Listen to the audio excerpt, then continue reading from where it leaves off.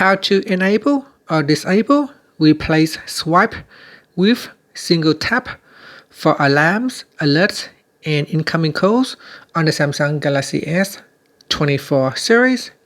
First, tap on the home button to go back to the home screen. Then swipe down at the top and then tap on the settings icon. Next, we scroll down to the bottom and then tap on accessibility. Then tap on interaction and dexterity.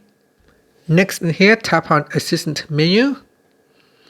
And then we go down and tap on replace swipe with single tap. So tap on the toggle button to turn it on or switch it off. So here, when we switch it on, we can pick up the call by simply just tapping it instead of swiping, or you can respond to an alarm with a single tap or an alert with a single tap. And that's it. So switch it on or off as required. And finally, tap on the home button to go back to the home screen.